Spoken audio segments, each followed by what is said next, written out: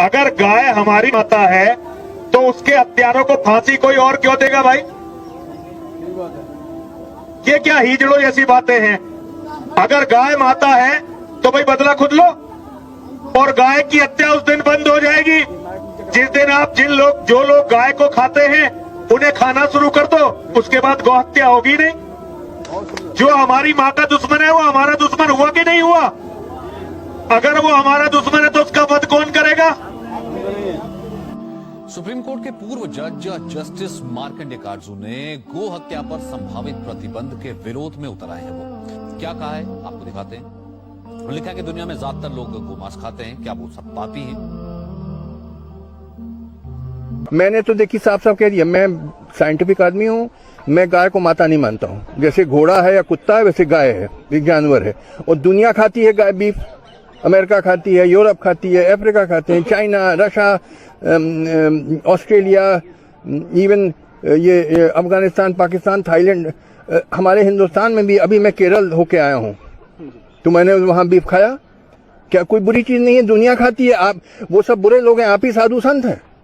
हद कर दी पागलपन की। वो कहते हैं कि साहब गाय माता है क्योंकि वो दूध देती है पीने को, तो भाई बकरी भी देती है दूध पीने को, भैंस भी देती है, वो ऊंट का भी पीते हैं लोग दूध, तिब्बत में याक का पीते हैं, वो सब देवी देवता हैं। पागलपन की बातें, बेवकूफी की बातें। अब तुम गधे हो तो बने रहो गधा, मैं गधे का इलाज नहीं मेरे पास। गाय को माता मानना और पूजा करना निहायत बेवकूफी की बात है। गाय एक जानवर है, जैसे घोड़ा और कुत्ता होता है वैसे, उससे ज्यादा मैं नहीं मानता हूँ। आप हिंदू है ना? हाँ बिल्कुल सही, आपके नाम से लग रहा है आनंद आपका नाम है, आप हिंदू है।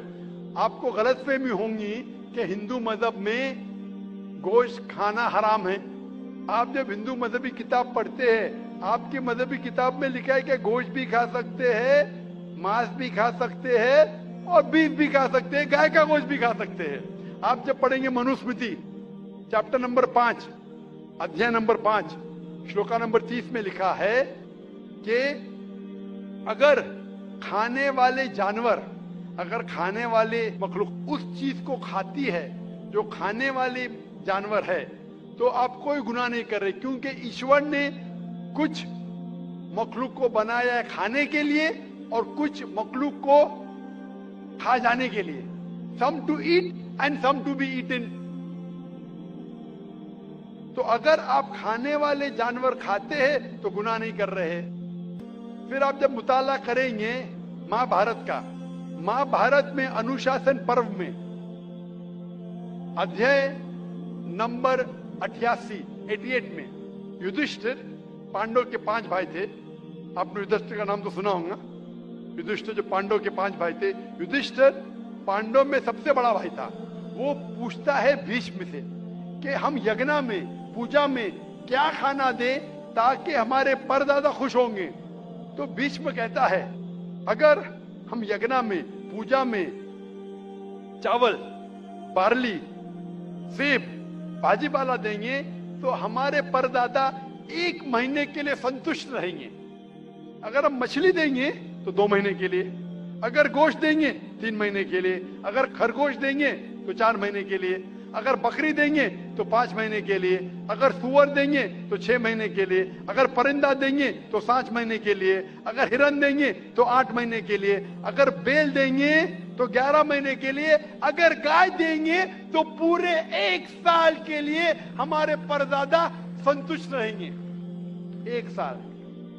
क्या दूध की बात कर रहे हैं सर? आप बफेलो देंगे, बफेलो तो 12 साल के लिए, अगर राइनोसरस देंगे या रेड मीट, लाल गोश्त, तो हमारे परदादा हमेशा के लिए संतुष्ट रहेंगे। पूरा मेन्यू है महाभारत में, हिंदू किताब में पूरा मेन्यू है। क्या चाहते हैं? भाजी पाला, मछली, गोश्त, खरगोश, हिरन, बीफ, बड़े का छोटे का सब है। आप अगर वेद पढ़ेंगे, वेद में भी लिखा है कि संत और साधु गोश्त खाते थे, गाय का गोश्त भी खाते थे। फिर आप क्यों कहते हैं कि गोश्त खाना हराम है? क्योंकि बहुत से हिंदू लोग बाकी मज़ाहिब से प्रसन्न हुए। मजहब से प्रसन्न होने के बाद कुछ मजहब मानते अहिंसा में, और वो समझते हैं कि जानवर को कत्ल करना गुनाह है। क्यों?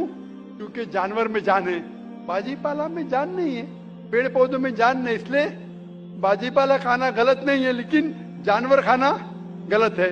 आज साइंस तरक्की कर चुका है और हम जानते हैं कि पेड़ पौधों में भी जान है, तो उनकी लॉजिक जरा बदल गई। हाँ जाकिर भाई, हम जानते हैं पेड़ पौधों में जान है, लेकिन पेड़ पौधे, उनको दर्द का एहसास नहीं है, उन्हें दर्द नहीं होता। पेड़ पौधों को दर्द नहीं होता है और जानवर को दर्द होता है, इसीलिए जानवर खाना बड़ा गुनाह है, पेड़ पौधे खाना कम गुनाह है। आज साइंस फिर से तरक्की कर चुका है। तरक्की करने के बाद साइंस ये कहती है कि पेड़ पौधों को भी दर्द होता है, लेकिन उनकी दर्द की आवाज आपको सुनाई नहीं देती। हम इंसान सिर्फ 20 साइकिल्स और 20,000 साइकिल्स के दरमियान फ्रीक्वेंसी में सुन सकते, इसके नीचे इसके ऊपर नहीं सुन सकते। वो चीखते हैं लेकिन हमें उनकी आवाज सुनाई नहीं देती। तो एक शख्स ने मुझसे सबसे ज्यादा बहस किया और कहा कि जाकिर भाई, मैं मानता हूं कि पेड़ पौधों में जान है, पेड़ पौधे को दर्द होता है, लेकिन पेड़ पौधों में सिर्फ 2 या 3 सेंसेस है, जानवरों में 5 सेंसेस है, इसलिए जानवर का कत्ल करना बड़ा गुनाह है। तो मैंने उससे पूछा कि अगर आपका भाई पैदा होता है 2 सेंसेस कम के साथ, वो सुन नहीं सकता है और बात भी नहीं कर सकता है, गूंगा है और बहरा है, जब वो बड़ा होता है और अगर कोई इंसान उसका कत्ल करता है, तो क्या आप जाके कहेंगे जज से, मिलॉर्ड कातिल को कम सजा दो क्योंकि मेरा भाई गूंगा था, बहरा था, वो सुन नहीं सकता था, बात नहीं कर सकता था? आप तो कहेंगे कातिल को डबल पनिशमेंट दो, मेरा भाई तो मासूम था, ना सुन सकता था ना बात कर सकता था।